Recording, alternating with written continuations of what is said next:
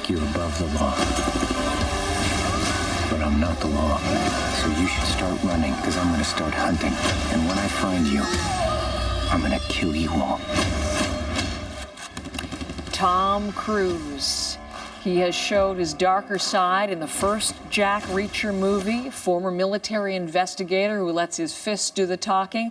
It wasn't exactly a smash, and yet Jack Reacher Never Go Back is back in theaters, or Jack Reacher is back anyway. Eli is here, Friday is here, and that's the movie you're talking about. So let us situate Jack Reacher in the Tom Cruise panoply of roles. The oeuvre of time. Okay, so your typical Tom Cruise hero, capable, confident, endless supply of spotless white t-shirts, likes to gaze intensely at the horizon. But to add to that mix, you've got someone who is ornery, surly, just a mean hombre, as Mr. Trump would describe him. And he's, you know, Steven Seagal, Chuck Norris, the Terminator. No one can hold a candle to Jack Reacher because he is unstoppable. Let me give you an example. There's a scene where there's a stakeout. Couple thugs trying to keep an eye on Jack Reacher. He's just having breakfast in a diner, eating his ham and eggs until he disappears from view. Take a look. Hey, where'd he go? You're supposed to be watching him. What do you think? I've got eyes in the back of my head. How's it going? There you go. He punched all the way through the window. He knocked out that guy in one move. No muscle or tendon damage at all. He's just that tough. But that's not a fluke, because let me show you what happens later on a plane where he approaches another unfortunate thug. Okay. It's a haircut. All you contractors go to the same barber?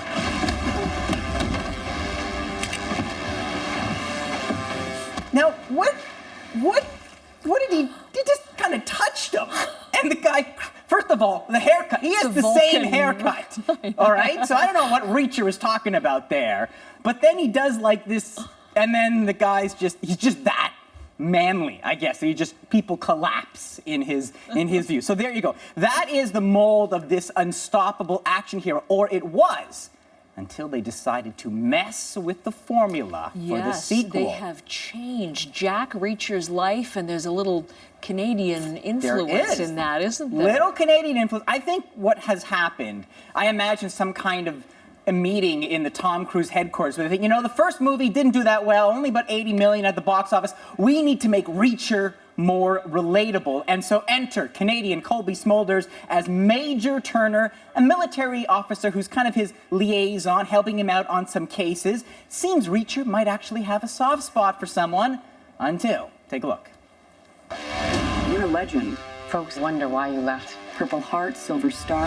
There's this big dent in the desk. People say you made it with someone's head. Jack Reacher for Major Turner. Major Turner's been arrested. On what charge? Espionage. He's been set up. There you go, which he knows because he's Jack Reacher, and instead of a nice dinner date, they're now on the run uncovering a military conspiracy. But that's not enough. Following in the footsteps of Liam Neeson, the producer decided to give Sir Grumpalot a possible daughter, making this Reacher sequel into a toothless take-and knockoff, dulling his sharp edges while he tries to teach some blonde street kid how to beat up people, just like her old man. Now, there are things that Cruise does well. Jumping, punching, running. No one runs on film like Tom Cruise. But in the area of human relations is where Cruise has this kind of protective bubble.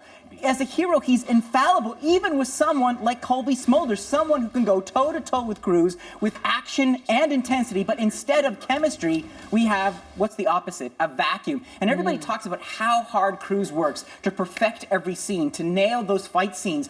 But what he's lost are those qualities that we fell in love with decades ago. That vulnerability, you know, Jerry Maguire, I mean, even Cole from Days of Thunder. I want him to stop playing the hero and rediscover the human. Jack Reacher, Never Go Back. Well, truth in advertising, if only they'd listen, 2 stars out of 5.